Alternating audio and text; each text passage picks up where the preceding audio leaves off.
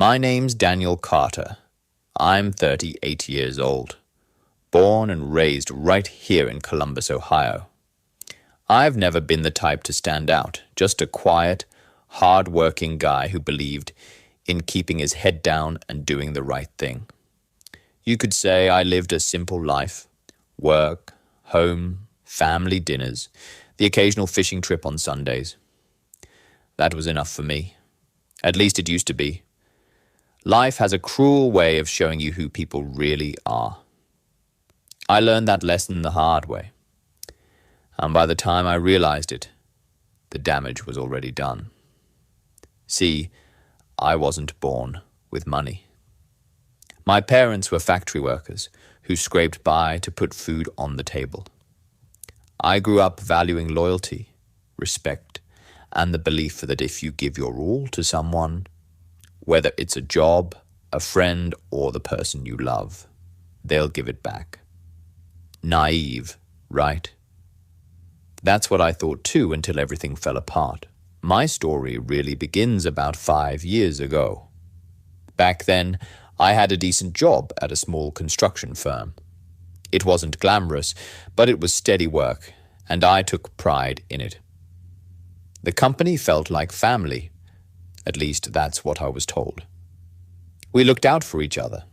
Or so I thought.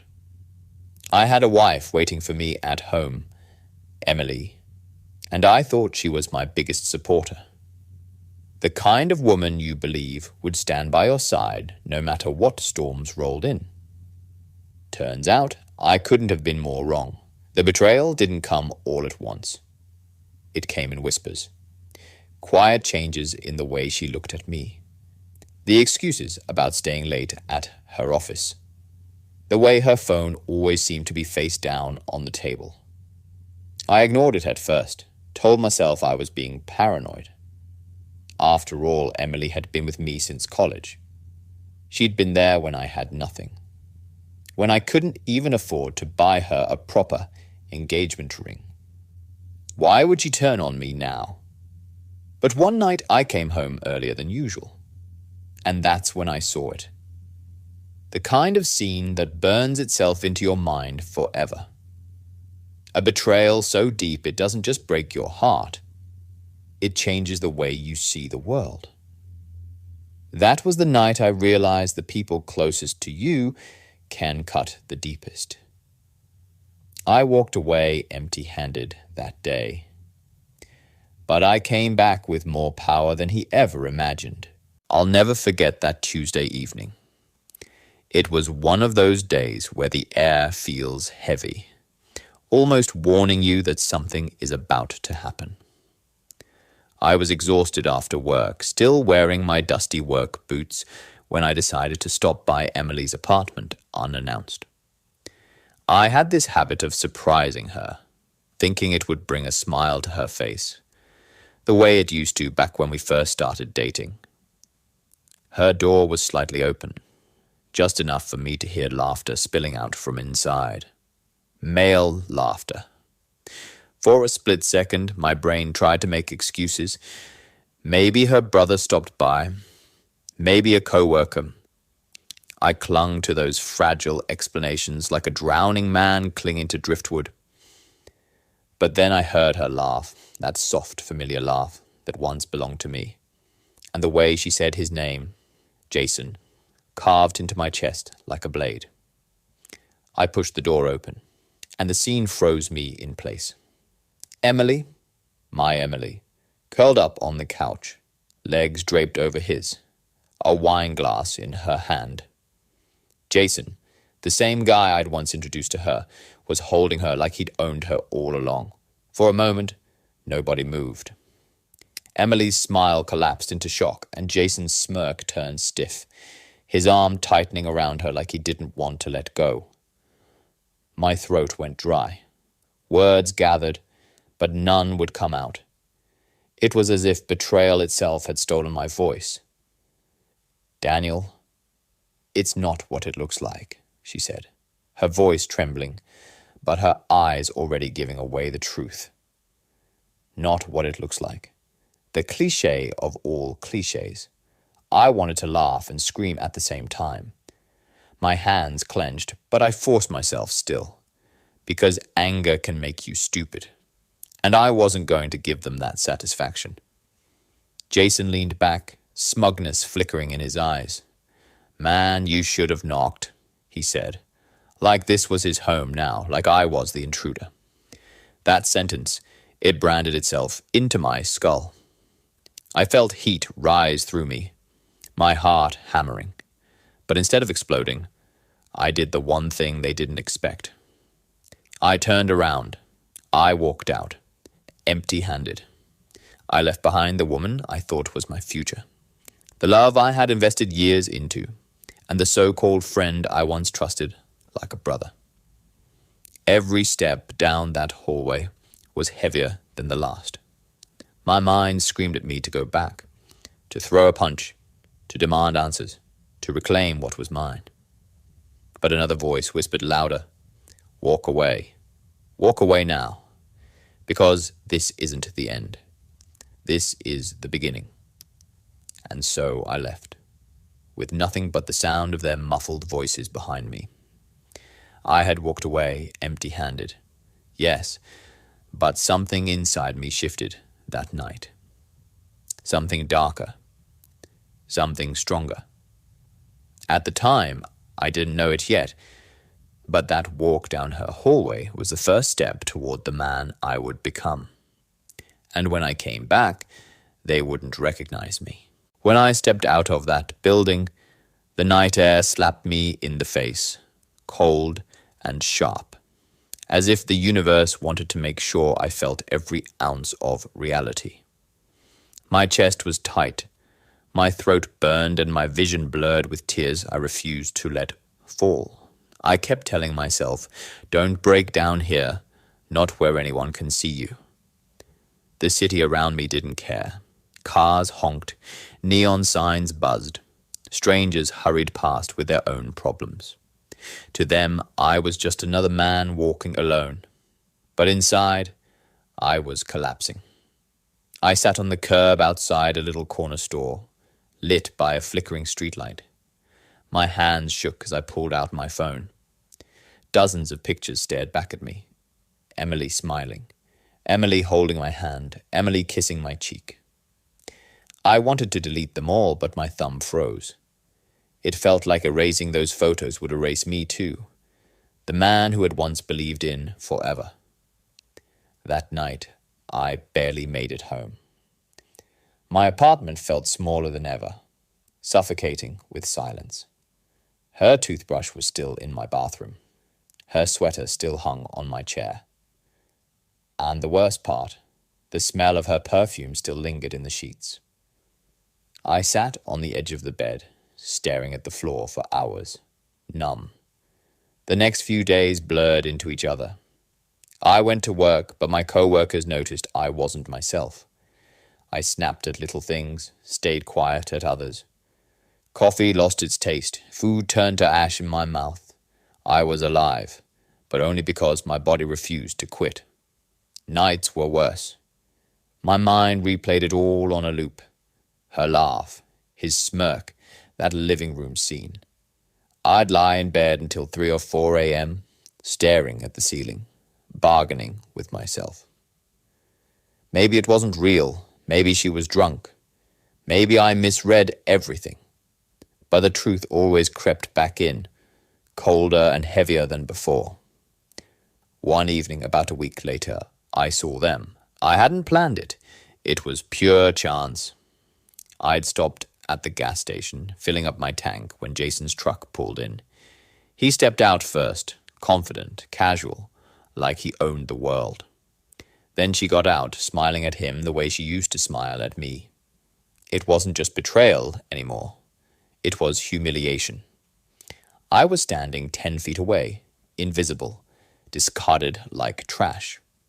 He even wrapped his arm around her waist as if to say, "Yeah, she's mine now.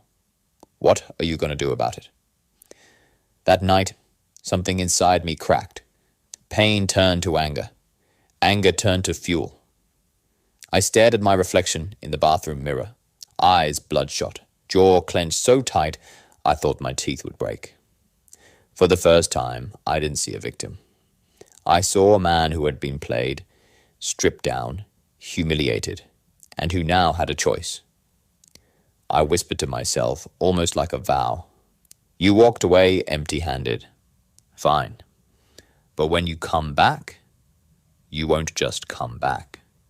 You'll rise. You'll make them choke on every lie. The morning after that vow, I woke up with something I hadn't felt in weeks.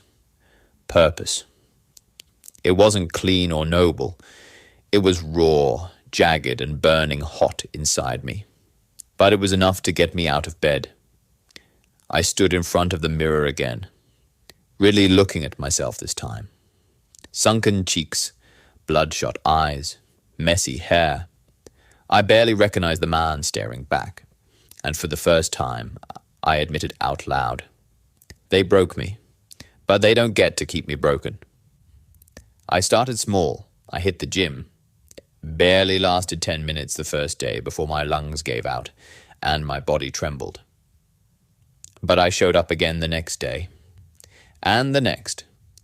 The weights clanged, the sweat stung my eyes, and every rep felt like a war. But with each drop of sweat, I imagined washing away the humiliation. Work became another battleground. I stopped hiding in the shadows of my own career. For years I'd coasted, always telling myself someday I'd chase something bigger.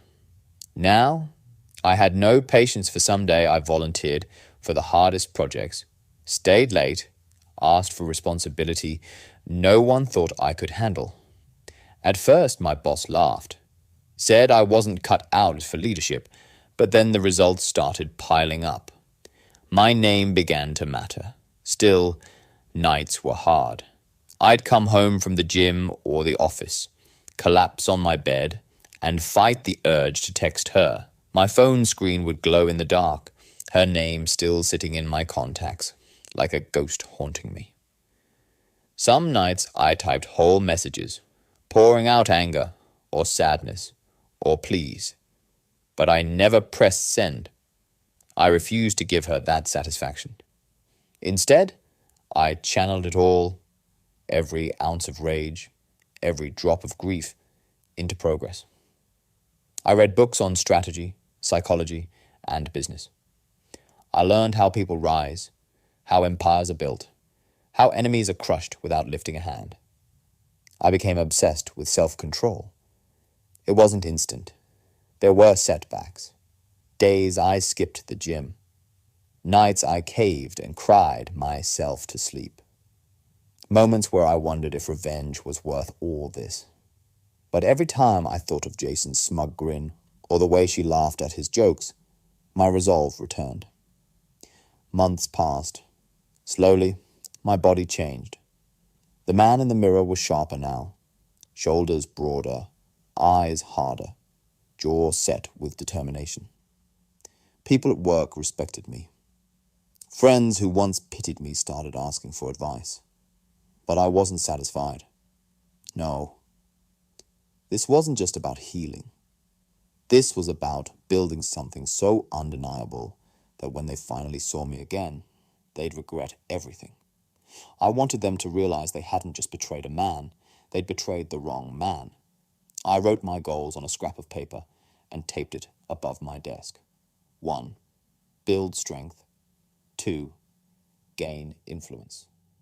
3. Rise higher than both of them combined. And beneath it, in bold letters, make them watch. That night I didn't cry. I didn't pace. I didn't bargain. For the first time since it all began, I felt steady. My revenge wasn't a fantasy anymore.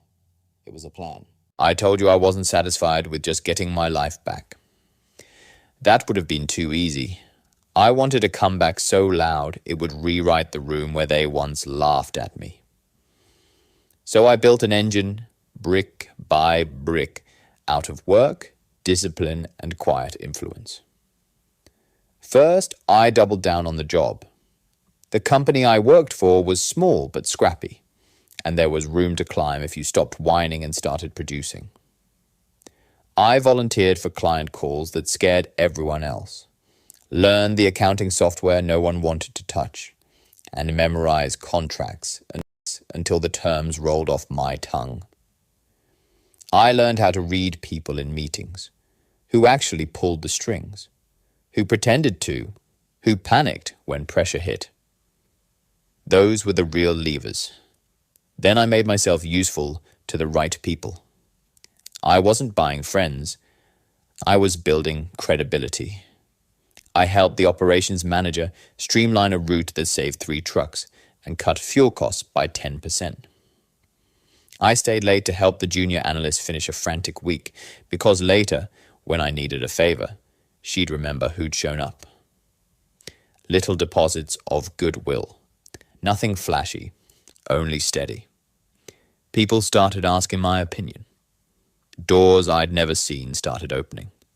Money followed, but not like lottery windfalls. It trickled in from overtime, bonuses, and a side contract I landed by cold emailing a local supplier I'd never met. I learned to manage it. Bank accounts, small investments, nothing risky, just steady compounding. When Jason was burning cash at the bar, I was building a quiet balance sheet. That difference meant something later. I changed my look, not because it mattered to my soul, but because appearances shape reactions. A fresh haircut, shirts that fit, a cleaner truck. The same people who'd pity-clicked my social media now gave me nods in the office. You'd be surprised how much power a tailored shirt gives a man walking into a room. It's not vanity, it's signal. It says, I'm not the guy you can push around anymore. But the smartest move wasn't money or muscle. It was influence. I started showing up where decisions were made, industry mixes, town council meetings, the charity drives my company sponsored. I learned names, faces, family details, small things that make people feel seen. I listened more than I spoke. And when I did speak, I said something useful and brief, so my words stuck. Privately, I kept plugging holes in the plan. I documented everything about Jason, his debts, the small lies he told investors, the people he'd burned. I couldn't use that stuff recklessly. I filed it like evidence in a case I hadn't yet filed with the world. When someone asked if I trusted him, I had no answer. But when push came to shove, I'd have what mattered. There were setbacks. A client pulled out of a deal I'd spent months on. A mentor left the company for greener pastures. Nights where progress felt like a cruel joke, but the engine kept turning. Slowly, unpredictably, beautifully. And all the while, I let them think I'd been reduced to a cautionary tale. Let Jason flash his fake cash. Let Emily parade a new life on weekends. It served them to believe I was small, because the bigger my quiet work grew, the more devastating my eventual re-entry would be. When you're building power, you don't announce the earthquake. You dig the fault lines beneath your enemy's feet and wait for the right storm. Funny thing about people who build castles out of lies. They never check the foundation. Jason was riding high, flashing cars he didn't own, dinners he couldn't afford, shaking hands with people who only liked him as long as he was pouring drinks. I watched from the edges, and I could see it before anyone else. The cracks. It started with whispers. A supplier called me late one night, angry because Jason hadn't paid his invoice. A bartender I knew mentioned Jason's card getting declined. Then an old acquaintance hinted that Jason was looking for silent investors, code for desperate money. He thought no one noticed, but I noticed everything. Meanwhile, Emily's smile on social media got tighter, more forced. The captions didn't match the eyes in her pictures. She looked tired, worn. She had chosen Jason when I had nothing. But now she was realizing that the man she thought was gold was just spray paint on rust. I didn't gloat. Not yet. I just kept building, kept stacking my quiet wins. I landed a contract that put me in rooms Jason could never buy his way into. I signed a lease on a small apartment. Nothing fancy but mine. No borrowed keys, no fake promises, just walls I paid for. That kind of independence hits different when you've once had it stolen. One night I ran into Jason at a local bar. He was with a group, laughing too loud, pretending too hard. He spotted me across the room. For a split second, his face dropped, like he'd seen a ghost. Then he smirked, leaned back in his chair, and raised his glass in a mock toast. I didn't flinch. I nodded once, calm, collected, and turned back to my drink. That moment, I swear, rattled him more than if I'd thrown a punch. Because nothing terrifies a man who lives on attention more than realizing you don't even need to acknowledge his existence. But make no mistake, I wasn't done. Jason had stolen from me, humiliated me, and taken someone I once loved. Quiet victories were good, but this wasn't just about building myself back. It was about repayment, with interest. And soon enough, the opportunity I'd been waiting for would come knocking, gift-wrapped in Jason's own greed. It came on a grey Wednesday afternoon, the kind of day that feels like it's waiting for something to happen. I was at my office when I got a call from an old client, someone Jason had burned months earlier. "Hey," he said, "you still doing business the way you used to?" Straightforward, no games. I told him yes, and he chuckled. Good. Because Jason's been sniffing around again, offering deals he can't deliver. People are tired of it. If you want to step in, there's an opening. That word, opening, felt like a door creaking wide for me. See, Jason had been careless. He'd been promising too much, cashing checks he couldn't cover. People were waiting for someone, anyone, reliable to replace him. And I had been waiting, too. All the quiet work I'd done, all the late nights, the sacrifices, the rebuilding. This was my moment. I started reaching out to the same people Jason had used, but instead of showing up with flash and empty words, I brought receipts. I showed them my steady contracts, my consistent payments, the paper trail of someone who wasn't playing pretend. One by one, they started shifting toward me. And Jason, he noticed. Oh, he noticed.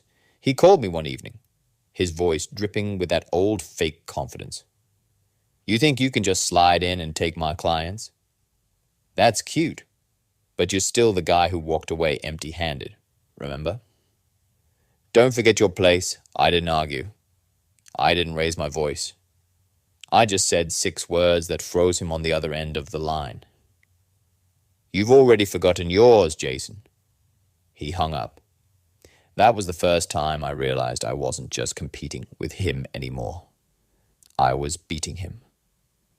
Slowly, methodically, piece by piece, I was dismantling everything he thought was untouchable. But what I didn't know yet, what I couldn't have known, was that Jason was about to push back in a way that would test me more than anything before. Jason didn't take losing lightly. He'd always been a sore loser. The kind of guy who'd flip the board game if he was 2 moves away from defeat. But this wasn't a game anymore. This was his money, his reputation, his identity on the line. At first, it was small stuff. Whispers in town, people coming to me saying Jason told them I was cutting corners, that I was barely staying afloat. Lies, obviously. But lies have a way of sticking if they're repeated enough. Then it escalated. One night I walked out of my office to find the lock smashed, papers scattered across the floor, and files missing. Nothing too valuable, just enough to rattle me. On my desk, scribbled in red marker, were 3 words: "Stay in your lane." I didn't have to guess who left it. Instead of fear, though, I felt something else. A cold, steady calm. Jason had shown his hand. He wasn't smart enough to play this quietly. He was panicking, and panic meant opportunity. I doubled down. I stayed later, worked harder, and every time Jason tried to undercut me, I used it as fuel. When he spread rumors, I invited clients to see my operations firsthand. When he tried to underbid me, I reminded people how many times he'd failed to deliver. Slowly, his words lost power, but Jason wasn't done. Not even close. The breaking point came on a Friday night. I was driving home when headlights appeared in my rearview mirror. Too close, too aggressive. My gut told me before my mind could catch up. Jason. He tailed me through back roads, his truck practically kissing my bumper, and for a moment, I thought he might actually do it. Ram me off the road. But just before the intersection, he swerved around, rolled down his window, and shouted something I'll never forget. "You're playing a dangerous game, Mark. One of us isn't walking away." And then he sped off into the night. That's when I knew. This wasn't business anymore. This was war. That night, after Jason tried to run me off the road, I sat in my driveway for almost an hour with the engine still running. My hands were gripping the steering wheel so tight that my knuckles turned white. My chest heaved with a mix of fear and anger, but underneath it all was clarity. Jason wasn't just a rival anymore. He was a threat, and threats had to be neutralized. I started documenting everything. The vandalism at my office, the late-night calls, even the tailing incident. I spoke with a couple of friends in law enforcement, not filing reports yet, just quietly planting seeds, letting them know who Jason really was. At the same time, I kept building. I kept showing up, proving myself reliable, earning contracts Jason couldn't win. Each deal I signed was another nail in his coffin, and people noticed. Clients who once swore loyalty to Jason started drifting my way, shaking my hand with a firm grip that said, "We trust you more than him." Then came the opportunity I couldn't have scripted better if I tried. A major supplier Jason had leaned on for years was looking to expand. They wanted someone stable, consistent, with a clean reputation. Jason threw his name in the hat, of course, but by then his reputation was hanging by a thread. Meanwhile, I walked in with everything lined up. Books balanced, operations smooth, testimonies from satisfied clients. They signed with me. When the news hit, Jason showed up at my office, unannounced, face red with rage. He stormed in, slammed his hands on my desk, and hissed, "You think you've beaten me? You think this ends with a contract? I'll ruin you, Mark. I'll take everything back." I leaned back in my chair, looked him dead in the eye, and said calmly, "You already did ruin someone, Jason. Yourself." He left shaking, slamming the door so hard the glass rattled. That was the moment I knew the end was near. Jason wasn't fighting for business anymore. He was fighting for survival. And desperate men, they always make mistakes. I had always believed revenge would taste sweet. But when I finally stood face to face with Derek's after everything, it wasn't sweetness I felt. It was clarity. The man who once looked untouchable was standing in front of me like a broken reflection of the past. His arrogance was gone, his power shattered, his influence stripped away piece by piece, and all of it, because I learned how to fight smarter, not harder. He looked at me like he was searching for pity, like maybe I would forget the humiliation, the pain, the betrayal. But I didn't. I remembered every single detail. Every late night where I couldn't sleep. Every early morning when I dragged myself out of bed with nothing but sheer determination keeping me alive. That pain had become my armor, and now it was his turn to carry the weight of it. I didn't yell. I didn't even smile. I just looked at him, steady, calm, and let the silence do what words never could. It crushed him. That's when I realized the greatest revenge wasn't destroying someone. It was making them live long enough to see you become everything they swore you'd never be. And I walked away. Not empty-handed this time. I walked away with my dignity, my strength, and my future. Derek could keep his regrets. They were the only trophies he had left. That was the day I stopped being a victim. That was the day I became untouchable. People often think revenge is about destruction, about burning down everything your enemy built. But the truth? Real revenge is about construction. It's about building yourself so high, so strong, so untouchable that the people who once laughed at you now choke on their silence. Derek faded into the background of life. The same man who once thought he owned the world now couldn't even own his own shadow. Every time he saw me, whether on the news, in magazines, or whispered about in conversations, he had to relive the day he underestimated me. And that was punishment enough. As for me, I kept moving forward. The strength I built wasn't just for revenge. It was for me.